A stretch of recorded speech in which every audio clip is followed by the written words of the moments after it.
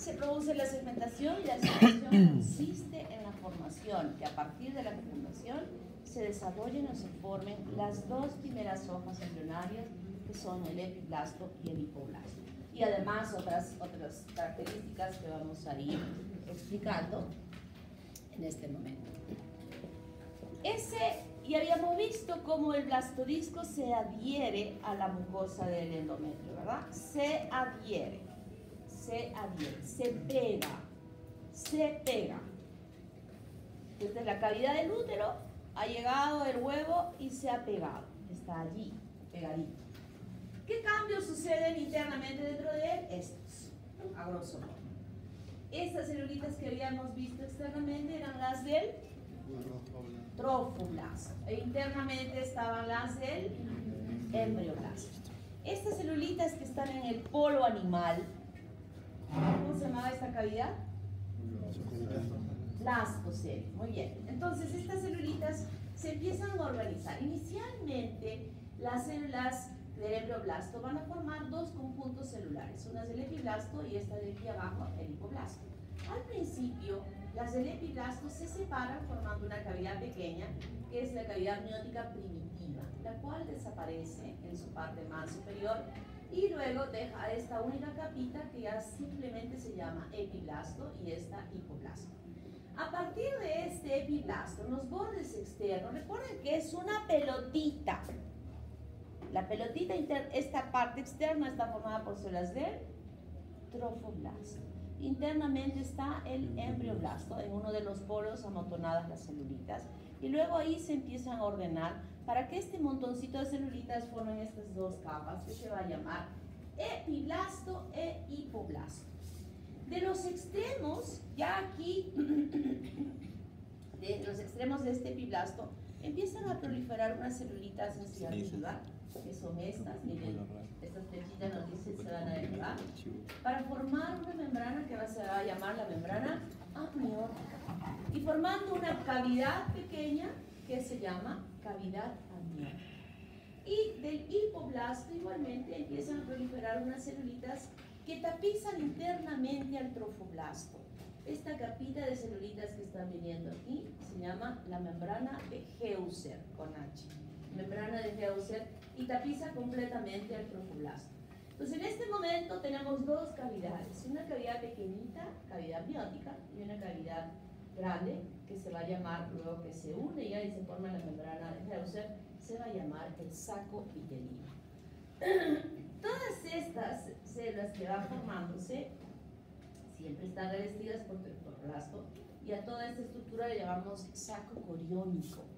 Todo esto de verde forma lo que es el saco coriónico. Internamente se están desarrollando todas estas estructuras. A su vez, por fuera de estas celulitas empiezan a proliferar nuevas células, que son estas, que se van a llamar las células del mesodermo extraembrionario. Son celulitas del mesodermo extraembrionario, que algunas rodean perfectamente bien al saco vitelino y otras se van periféricamente, llegando a aperturarse un espacio que se va a llamar celoma extraembrionario. Celoma extraembrionario. Entonces nosotros ya tenemos aquí la formación de estas dos capitas celulares, que son el epiblasto y el hipoblasto, la formación de la cavidad amniótica con la formación de la membrana amniótica y la formación del saco vitelino a expensas de la proliferación de estas celulitas de los extremos de este hipoblasto. ¿Está claro? ¿Qué ha sucedido en este embrioncito chiquitito, que así se llama embrión, el blastodisco, que se ha adherido a la superficie de la mucosa del endometrio? Este es el epitelio de revestimiento del endometrio. Este es el espesor de la mucosa del endometrio, donde existen glándulas y donde existen vasos sanguíneos, ramificaciones de las arterias uterinas, ramificadas aquí como las arterias espiraladas, ¿verdad? Entonces todo eso se encuentra aquí. Y lo que ha sucedido, dije simplemente adherencia. Luego que se ha adherido, estas células del trofoblasto, a este nivel donde se produjo la adherencia, empiezan a proliferar más. Ya no solo están adheridas, sino empiezan a meterse dentro del espesor del endometrio, como vemos aquí, miren, cómo empiezan a proliferar y se van metiendo dentro del endometrio. Ya se adhirió simplemente, pero ahora ya no está tan adherida, sino ya está penetrando estas células del trofoblasto en la parte interna. Esto que yo he explicado en la lámina anterior eran los cambios que se habían producido de todo esto, pero ahora estoy fijándome en lo que está sucediendo luego de esta adherencia a los 7 días. A los 8 días ya hay mayor penetración del blastodisco dentro del espesor del endometrio. Y aquí el trofoblasto empieza a diferenciarse en dos estirpes celulares. Una que es la que va a estar más en contacto con el embrión, con el embrioblasto, aquí, las células embrionarias, que se llama citotrofoblasto. Son unas células cúbicas súper bien ordenadas, siempre bien separadas. Y por fuera de ella, las células del sinciciotrofoblasto. Ustedes han estudiado a las células, estas células en histología. ¿Qué significa sincicio? ¿Qué significaba sincicio? A ver, dime. Un tejido que no tiene divisiones intercelulares. ¿Y que tiene? Muchos núcleos. Y que tiene núcleos. O sea, se va perdiendo las divisiones, las membranas citoplasmáticas de las células se van perdiendo, pero siguen manteniendo los núcleos. Entonces parece una célula gigante multinucleada porque se han perdido las uniones celulares. Y ese es el sinciciotrofoblasto. Y aquí pueden ver bien las líneas punteaditas, que se van perdiendo las que están más externas, que solamente estamos reconociendo núcleos. Y esta parte del trofoblasto, el sinciciotrofoblasto, es una parte muy importante del desarrollo de esta diferenciación celular a partir de la unión. Todo esto que estamos viendo acá y que estamos viendo acá, estamos viendo que se han formado a partir de la unión del espermatozoide y el óvulo. Todo esto no es nada de la madre, es todo el resultado de la multiplicación de estas células que se han originado en el huevo o cigoto. Y estas células son muy especiales porque empiezan a producir en este momento importante incluso hormonas que ya empiezan a producir las gonadotrofinas coriónicas que van a ser detectadas para saber si esa mujer está embarazada o no está embarazada, y además la producción de enzimas líticas, enzimas que destruyen al tejido del endometrio y que le están permitiendo meterse más profundamente dentro del espesor del endometrio. Ya está más adentro. Todavía tenemos un orificio de ingreso que ha roto aquí el epitelio de revestimiento de esa mucosa endometrial en el fondo del útero, que es el lugar correcto de implantación que debe suceder. Y en esta diapositiva ya podemos ver que ya todo se metió dentro del espesor del endometrio. El lugar porque donde se introdujo ya se formó como un coagulito que llega a desaparecer. La membrana, el epitelio cilíndrico simple que reviste la mucosa del endometrio se continúa, se cierra la heridita por donde se metió y toda la estructura ya se metió dentro. Y este sincicio que se ha metido empieza a emitir como pseudópodos, como estas células unicelulares que avanzan así, metiéndose como unas malaguas. Esto va a hacer que luego emite un pseudópodo y engloba una glándula del endometrio en su fase secretora. Y va y avanza y envuelve un vaso sanguíneo. Y avanza y va envolviendo, miren aquí cómo va envolviendo este capilar. Y ya va envolviendo. Y estas lagunas son muy importantes porque al envolverlas, justamente aquí van a llegar los nutrientes aportados por las glándulas o los nutrientes aportados por la sangre. Y estas lagunas van a ser ocupadas por sangre ¿de quién? De la madre. El citotrofoblasto dije que se mantenía perfectamente bien y aquí están sucediendo estos cambios que yo había explicado en las diapositivas anteriores. Eso no vamos a tocar porque ya lo expliqué, todos esos cambios. Miren cómo envolvió el capilar y esta laguna está siendo ocupada por sangre y estas por las secreciones. Que ya ahora sí, con cuando hablamos de sangre, ya saben lo que contiene la sangre, las células van a poder tomar los nutrientes y la oxigenación para poder permitir la viabilidad de las células que se están formando internamente para formar lo que va a ser el futuro embrión de este producto. Ya lo tenemos ahí chiquitito. Y entonces, aquella idea que se tenía, de repente que alguien todavía tenía o que no lo había leído, porque ya pues, son chicos súper estudiosos y leen y se forma que piensen que el producto se desarrolla dentro de la cavidad del útero, estoy refiriendo recubrimiento del endometrio con su útero y que en este espacio se desarrolle, no es así. El producto se desarrolla, es verdad, va a ocupar la cavidad, pero inicialmente ocupa o se internaliza dentro del espesor del endometrio. No es una uvita que está pegada ahí con su ramita. O sea que me voy a desbarrancar desde el segundo piso golpeándome las nalgas para abortar porque no me ha llegado la regla. Mira, terminarás con tremendos hematomas en las nalgas, pero el bebé está metido ahí en el útero. Que me resbalé de un plátano y empecé a sangrar. Mentira. Y se los digo desde ahora, cuando estén haciendo su internado en el hospital.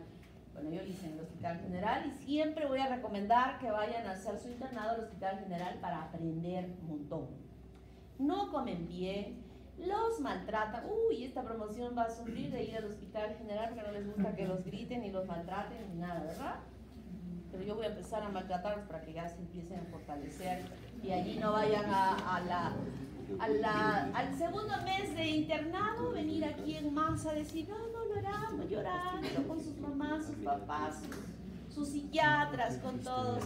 No aguantamos, por favor cámbienos a otro hospital. Por favor, sean muy fuertes. Y entonces el día viernes por la noche, recuerdo bien claramente con mi grupo de prácticas cuando hacíamos tópico ahí en emergencia del hospital, hacíamos nuestras historias clínicas con copia, o sea, con papel copia, ese que creo que ya no existe, ustedes ya no suelen utilizar, y poníamos ahí, se resbaló en una cáscara de plátano, ya solamente llenaban los nombres, la edad, etcétera, porque todas venían con el mismo cuento, o sea, se hacían procedimientos de abortos mal hechos, y venían sangrando. Entonces venía en la noche y a nosotros era el residente, cuando lo hacíamos, porque yo era interna, el residente ya estaba listito con su mano para empezar a hacer los curetajes, porque les aseguro, por esa noche, todos los viernes, yo no sé por qué eran los viernes, si solo los jueves hacían los abortos, no entiendo, pero era así. Cantidades de mujeres de todas las edades que venían a hacerse ese procedimiento. Entonces venían diciendo que se habían resbalado en una cáscara de plátano y que estaban sangrando. Entonces yo dije, tremenda mentira, porque esto no va a caerse con una resbalada de plátano, porque está dentro del endometrio. No está aquí. Se desarrolla aquí adentro, o sea que eso no se va a caer así. Terminará hasta muertos, puede terminar en la rodada, se desnucaron y ahí metidito el producto. No va a salir, no va a desaparecer. Entonces va creciendo y adentro va desarrollándose con todos los cambios que habíamos visto en la formación de la membrana de Leuser y de ese mesodermos embrionarios y la formación de este celoma, que es un celoma también extraembrionario. Esto se va produciendo, ya son 12 días que se está desarrollando y que nosotros cuando sucede esto, la ecografía puede determinar por el tamaño del saco coriónico. Todo esto que se está formando es el saco coriónico, o sea, hasta el límite externo de esta formación del sincicio-tropoblasto, hablamos de saco coriónico, que en un inicio solamente estaba ocupando la parte que se había adherido y donde proliferaban estas células, pero luego cuando ya se internaliza dentro del espesor del endometrio, ya estas células del sincicio-tropoblasto se van a extender en toda la circunferencia del huevo, en toda la circunferencia, formando lo que van a ser las vellosidades, que ya aquí podemos ver cómo se empiezan a formar. Este es el citotropoblasto, y este citotropoblasto empieza a formar ya unos conglomerados celulares. Miren, aquí, que es el inicio de la formación de las vellosidades. Aquí tenemos más, miren, ya mejor, más clarito, vellosidades coriónicas primarias, y van a evolucionar hasta ser terciarias, que va a ser la responsabilidad ya de la formación de lo que va a ser la placenta en el futuro. Pero en este momento, todavía ya he dicho que en toda la circunferencia han proliferado las células del sincicio-tropoblasto y dentro de ellas estas del cito, que sí están individualizadas y que forman estos cordones para formar lo que van a ser las vellosidades coriónicas. Este saco vitelino, que es grande en el desarrollo, empieza a estrangularse próxima, como a la mitad o muy próxima hacia las células donde están ubicadas las células embrionarias del embrioblasto, y van a separar dos cavidades. Aquí se estrecha, se individualiza, y forma un saco vitelino más pequeño. Los rezagos son rezagados hacia un lado, retirados, que luego van a desaparecer y no tienen ninguna participación. Entonces aquí podemos ver un mesodermo extraembrionario que se ha separado para poder formar este celoma, que es esta cavidad, que luego va a ser ocupada por el desarrollo de estas hojas embrionarias, que en este momento ya podemos decir que se ha culminado la formación de la segmentación con la formación de estas dos hojas embrionarias, la formación de la cavidad amniótica y saco vitelino, la formación de esta membrana de Hauser y la formación de la membrana amniótica que está recubriendo la formación de esta cavidad amniótica. Muy importante. ¿Hasta acá claro? ¿Todo bien? Muy bien. Mejor aún, ya más grande, miren chiquitito, cuando se mide en el tiempo de desarrollo a través de la ecografía, cuánto es el tiempo de gestación, no se mide esto, que es sumamente chiquito, lo que se mide es todo esto. Entonces esto indirectamente nos puede decir, por el tamaño del saco coriónico, nos puede decir qué tiempo de desarrollo tiene ese embrión, indirectamente, porque sabemos esa correlación. Pero esto es muy difícil que podamos ver a través de la ecografía. Lo que sí vemos más grande es toda esta estructura. Y viene la gastrulación. La gastrulación, cuya característica es la formación de la tercera hoja embrionaria. Segmentación hasta la segunda, y esta es la gastrulación que forma hasta la tercera, que ya van a ser las hojas definitivas a partir de las cuales se van a desarrollar toda la estructura del cuerpo humano, incluidas los órganos y todo lo que conformamos nosotros. A eso se denomina gastrulación y se inicia en la tercera semana de desarrollo. Entonces, tenemos esta pelotita, ¿verdad? El saco coriónico. Esta pelotita que ya la hemos delimitado un poco más cerradita, y tenemos dos cavidades. Una cavidad superior, que se llama cavidad amniótica, y una inferior, saco vitelino, separadas por dos discos de capitas, una colocada sobre la otra en toda su circunferencia. Este piso. Esta es mi pelotita. Le abro una ventanita acá. ¿Qué capita voy a ver?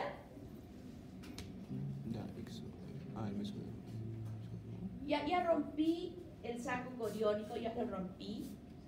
Y también rompí la membrana amniótica. ¿Qué piso veo? Epiblasto. El piso de la cavidad amniótica es el epiblasto.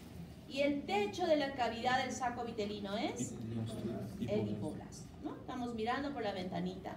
Y de pronto, cuando estoy mirando de la ventanita, este es un disco, un piso de células que estamos viendo. Vamos a determinar que va a tener un lado, que va a ser el polo cefálico, y otro el polo caudal. ¿Está claro? O sea, el disco está así, un lado va a ser cefálico y otro caudal. Y del lado caudal, en la parte media de ese disco, empezamos a ver que de pronto se empieza a formar un montículo que se eleva sobre la superficie del epiblasto, como un pasador, un rodete, que avanza desde la parte caudal hacia la parte central y se detiene allí. Esto no les mostraba en la práctica de los chicos que hacen conmigo. Puse un campo ahí plano y debajo empecé a meter el plumón, mostrándoles cómo se elevaba las células del epiblasto. Esta elevación que se observa en el epiblasto es un montículo de células que por debajo del epiblasto han proliferado. Son celulitas que van subiendo como un cordón, que son estas. Esta es el epiblasto, estamos mirando de arriba, y de pronto empieza a formarse este montículo de celulitas que, por debajo obviamente, que elevan el epiblasto, que van elevando y van avanzando hasta la parte media. Esto se llama línea primitiva, ese montículo de células que han proliferado a partir del epiblasto, por debajo de él, elevándolo como un cordón, se llama la línea primitiva. Y se detiene hasta la línea, más o menos a la parte central del disco, y esa se forma como un mullón a ese nivel que se llama el nodo, nudo primitivo. Luego que esto ha pasado, ese nodo, que es como una pelotita ahí, se deprime en su parte central. Hay una depresión, como un pocillito, y ese pocillito se llama la fosa primitiva. A su vez, este montículo que estaba puesto así, en el ápex del montículo se forma una pequeña depresión en toda su extensión y se le llama surco primitivo. Este montículo que se ha formado a expensas de la proliferación de células del epiblasto serán responsables de la formación de la tercera hoja embrionaria. Y cuando estas celulitas que estuvieron aquí se dispersan, van desapareciendo la línea primitiva desde la parte central hacia atrás. En algunas láminas que vamos a ver en la práctica les vamos a enseñar y les vamos a decir, miren, este es un rezago de la línea primitiva. Es decir, ya se han agotado, ya se han distribuido, ya se han separado, y entonces queda aquí un poquitín de ellas que finalmente va a desaparecer o no desaparecer y formar un tumor sacrococcígeo, que así se llama, que puede los niños nacer con una pelota acá atrás en la parte caudal de la columna vertebral y con la cual nacen. Entonces, a veces no desaparecen normalmente y entonces puede suceder eso, ¿no? Eso lo van a leer en su libro. Entonces tenemos esta línea primitiva que se llega a formar, sacovitelino, este es la cavidad amniótica, y siempre va a haber un tejido de conexión a ese celoma, a esa cavidad que está pegándose hacia el trofoblasto, que se llama el tallo corporal o tallo de fijación. Aquí tenemos justamente, también se le llama estría primitiva o línea primitiva, o surco cuando ya está con esa depresión, y el nodo primitivo que estamos viendo. ¿Me han entendido? Bien, muy bien, eso me gusta, que me entiendan. Entonces, aquí estaba la línea primitiva, ¿verdad? Si yo tengo, este es un corte sagital.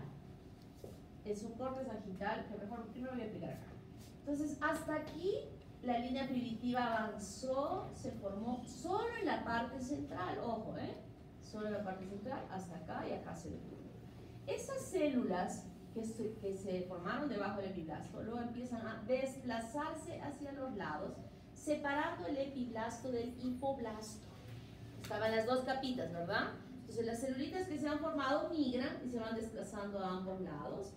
Y también, solo llegó acá, y también van a ir avanzando hacia adelante, igualmente separando al epiblasto del hipoblasto. Pero sucede algo muy interesante, que de esta depresión del nodo primitivo, de la fosita primitiva, que es esta fosita, en la base de la fosita hay unas células que se han formado. Esas células empiezan a también proliferar, se van hacia abajo, y luego empiezan a proliferar, avanzando hacia la parte cefálica, esta media anaranjada que están viendo, que se llama proceso notocordal, que va a dar lugar después a lo que es la notocorda. O sea, a expensas, ¿de dónde? ¿De dónde salió la notocorda? Esa es una pregunta de examen. ¿Cuáles son las células que originaron la notocorda? Las células del epiblasto, también del epiblasto.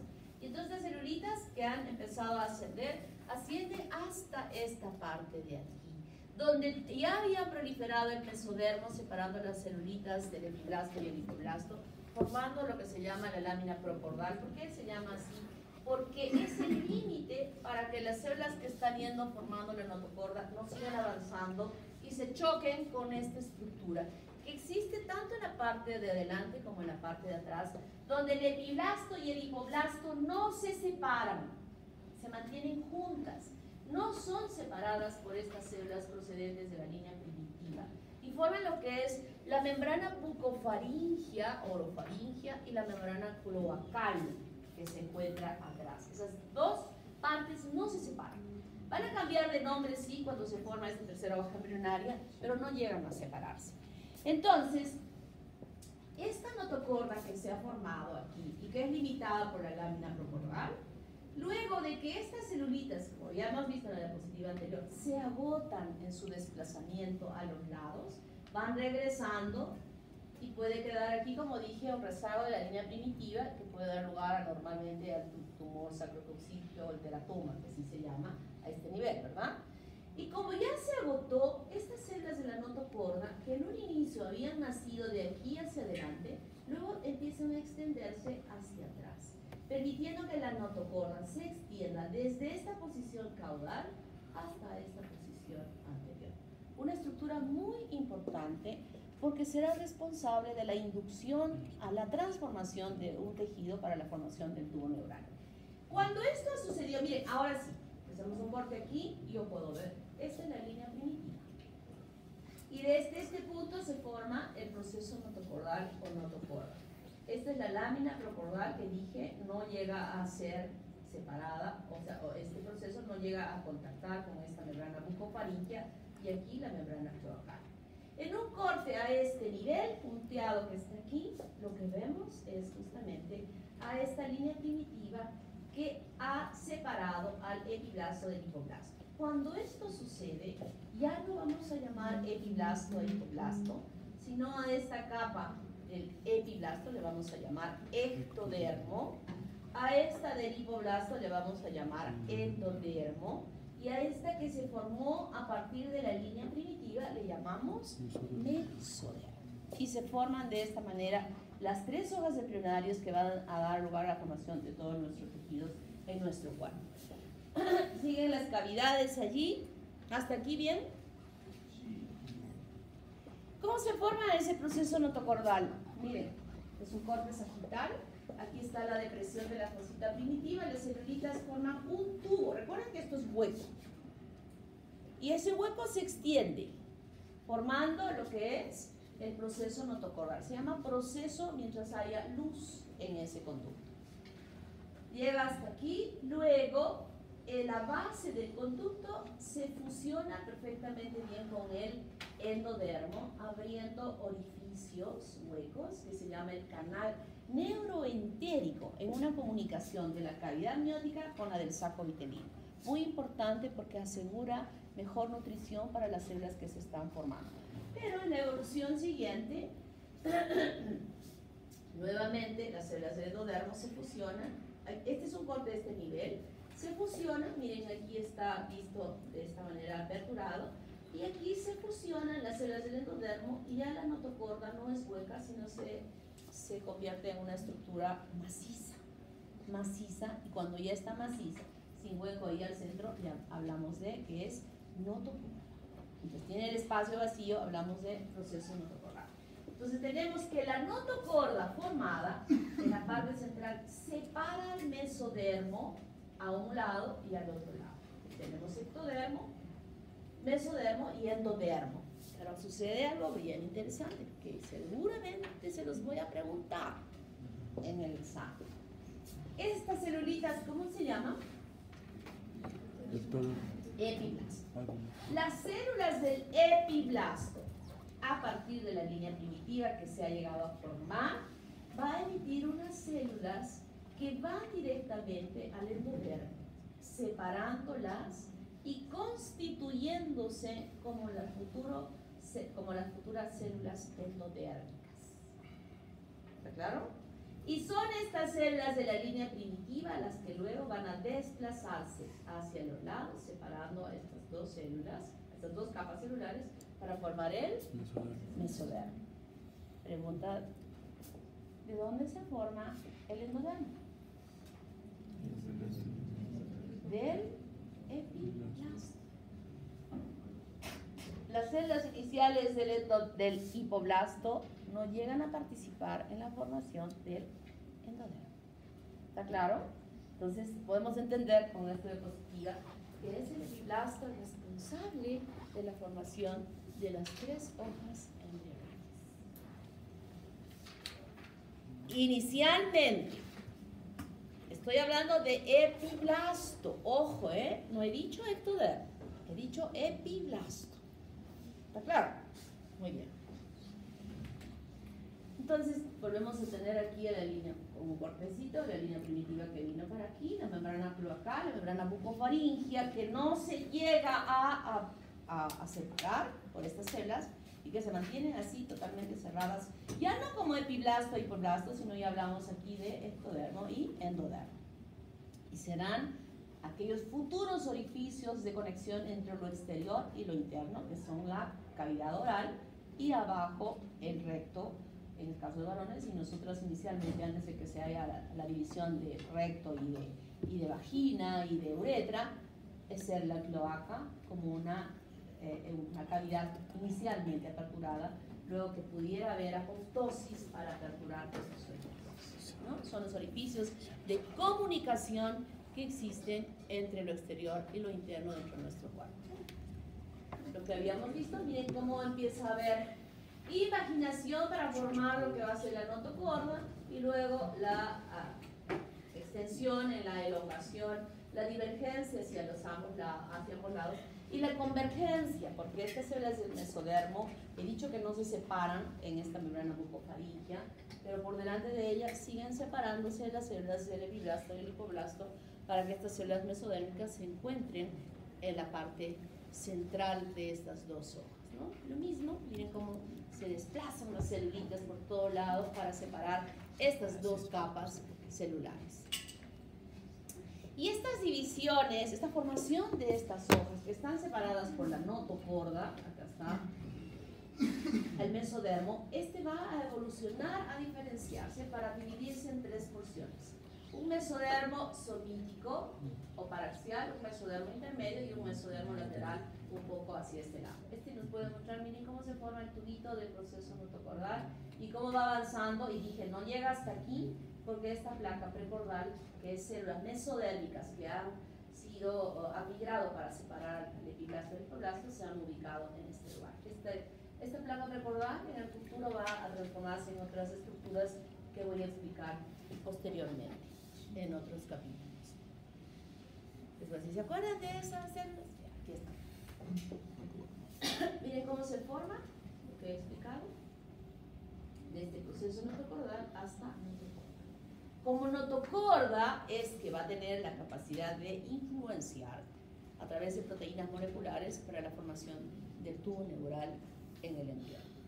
Entonces, ese mesodermo que se formó lo podemos ya ver aquí mejor como mesodermo somítico paraxial, intermedio y lateral, que a su vez se va a aperturar en dos hojas, somatopleúrica hasta que está adherida al ectodermo y esclatopleúrica la que está adherida al endodermo, ¿verdad? Y entre ambas se apertura este espacio que sería el celoma intraembrionario, que va a fusionarse con aquel celoma extraembrionario que yo ya había estado mencionando en la formación inicialmente de las dos hojas embrionarias. Y la aparición de esta estructura de los somitas no es una estructura, un mazo que se estira paralelamente a la notocorda, único, no. Son como dados que se van formando al lado de esta notocorda a la diferente altura, y que es muy importante el número de ellas para poder determinar incluso el tiempo de desarrollo que tienen. Los somitómeros son aquellos que se ubican a los lados de esta placa inicial que habíamos visto, y los somitas, los que ya están establecidos más posteriormente, y que se ven, hacen relieve sobre el ectodermo. Si uno lo ve, y ustedes van a ver en la práctica, se pueden distinguir estas abultaciones que forman estos somitas y que a nosotros nos van a orientar a poder determinar el tiempo de gestación. En algunos casos, en esta parte de diferenciación del mesodermo somítico paraxial, se abre este espacio que se llama miocele, que es un episodio en la evolución que no tiene ninguna importancia y que luego desaparece sin que medie nada, o sea, sin que pueda repercutir en alguna malformación posterior. La notocorda aquí al centro, siempre separando a este mesodermo inicialmente. En una microscopía de barrido podemos distinguir que este es el tubo neural que ya se ha formado, y aquí están justamente los somitas que están desarrollándose en ese embrión. Y viene la fase de la neurulación, que sería ya la siguiente fase, que voy a aprovechar para avanzar, y que me está grabando este joven y que va todo el mundo a poder ver la clase, que yo me quedé hasta donde he hablado. ¿Qué hora es? Estoy sin reloj. 8:21. Esta es otra radiografía donde podemos ver que aquí está la notocorda y aquí está el tubo neural ya formado. ¿Qué sucede? Esta porción que está aquí es el mesodermo somítico paraxial y este pedacito de aquí el mesodermo intermedio. Ustedes ya han visto en la práctica de la lámina 8, ¿no? Ya lo han distinguido, hemos tenido que explicar antes todo esto que estoy explicando ahora, pero quienes ya han asistido y todavía no han hecho esa práctica, les va a ser más sencillo poder entender lo que están viendo. Esta es la forma de una la plantilla de una zapatilla, es como se forma el tubo neural, inicialmente en una microscopía también de barrido, y se forma de esta manera. Esta es la notocorda que induce a que el ectodermo suprayacente forme lo que es la placa neural. Esta transformación que se lleva a cabo es a expensas de la producción de proteínas moleculares. Ustedes ya han hecho su curso de biología molecular, ¿verdad? Biología molecular y ¿qué es? BGM, biología y genética molecular. Biología y genética molecular. Ustedes han hecho ese curso y han podido entender. Creo que hasta lo que han desarrollado me parece que está más asociado a patologías, a situaciones anormales que van a traducirse en enfermedades. Pero eso es lo anormal o lo normal, no sé cómo está enfocado ese curso. Pero lo que yo quiero mencionar es que todo esto que estamos estudiando, de cómo ya se mueve este para acá, que cómo se forma este para allá, cómo se forma el saco vitelino, que cómo se forma, eso no es una cosa al azar. Es una situación que se está llevando a cabo por la presencia de estas proteínas moleculares que están induciendo a estos procesos, incluso en la fecundación. Hubiera puesto otro seminario en esta primera fase, pero prefiero que mejor aprendamos lo que va a ser más práctico. Pero en esta segunda fase y tercera fase, sí vamos a hablar sobre la embriología molecular de todos los órganos. Y ustedes me van a decir cuáles son aquellas proteínas que participan en la formación de todos estos elementos. Cuando yo estoy hablando de la neurulación, esta notocorda, por sí misma, su presencia no es que esté ahí y se va a formar. Lo que pasa es que esta emite una serie de proteínas, dentro de ellas, por ejemplo, la SHH, la Sony-Hepker-Hoc, que va a estimular a que este ectodermo que está aquí se convierta en una placa neural, que se ensanche las células del ectodermo para formar esa placa neural, que luego esa placa neural se forme hacia abajo formando lo que va a ser un surco, un pliegue, luego un surco y luego se cierre, este cierre, que esta parte de la placa venga para acá, tiene la participación de otras proteínas moleculares para lograr este efecto.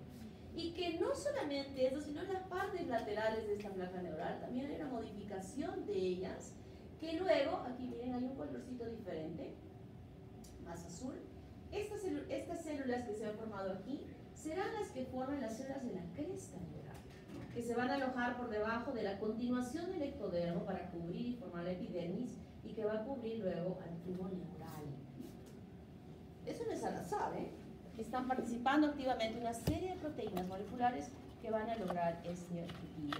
Y ustedes han visto y saben, y seguramente cuando han hecho histología, les han dicho, esta se origina de las células de la cresta neural y esta se origina de las células de la cresta neural. Las células de la cresta neural que tienen un origen ectodérmico y que tienen un origen nervioso, dan lugar a una estirpe celular increíble.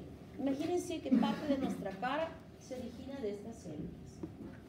La médula de la glándula suprarrenal se origina de esas células. ¿Se dan cuenta? O sea, la importancia que tiene en la formación. Y este es el inicio de la neurulación con la formación de la placa neural. Y esa placa se forma, miren, esa transformación tiene este aspecto.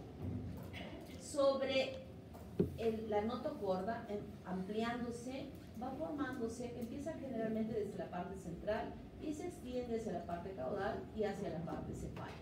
Y tiene la forma, como habíamos visto en esa lámina, como la plantilla de una zapatilla.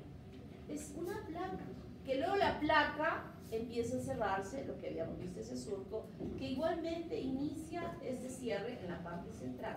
La placa se cierra y progresivamente va yendo hacia atrás o hacia adelante, cerrando ese surco para convertir esa placa en un tubo neural, que es una extensión de un conducto sobre la notocorda desde la parte cefálica hacia la parte caudal, por detrás de esta placa, de esta lámina procordal o placa procordal que habíamos mencionado, y que tiene aperturas en sus extremos, que son los neuróporos anterior y posterior.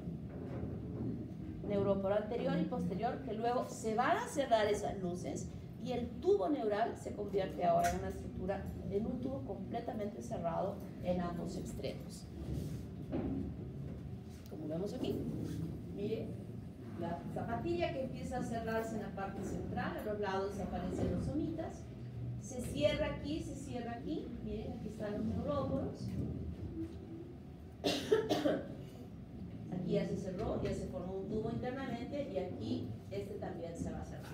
Pero la parte cefálica de este tubo, aún antes de cerrarse completamente las partes más caudales, y este tubo empieza a tener dilataciones en la parte cefálica, que son, aquí adelante vas a llamar el prosencéfalo, el mesencéfalo y el romboencéfalo. Prosencéfalo, mesencéfalo y romboencéfalo. Y en una explicación esquemática, este es el resultado. La dilatación cefálica de este tubo inicialmente forma lo que es el prosencéfalo, el mesencéfalo y el romboencéfalo, y se continúa con la médula espinal hacia abajo. Estas tres vesículas originarias están rodeadas de un ensanchamiento importante de este tejido neural en toda su extensión. El prosencéfalo, ¿qué hora es? 27. Fíjate, que no moleste la. El prosencéfalo se divide en el prosterencéfalos y el diencéfalo, en tres vesículas. El mesencéfalo no tiene ninguna división y el romboencéfalo se divide en metencéfalo y en diencéfalo. Y estos a su vez se diferencian en diferentes estructuras que ustedes han estudiado perfectamente bien en neuroanatomía y que ahora ya no voy a tener la necesidad de explicar, ustedes me van a estudiar toda esa parte para que yo les pueda preguntar en el examen, porque presumo que han sacado en el capítulo de neuroanatomía sus mejores calificaciones. La clase ha terminado, por favor, me facilitas.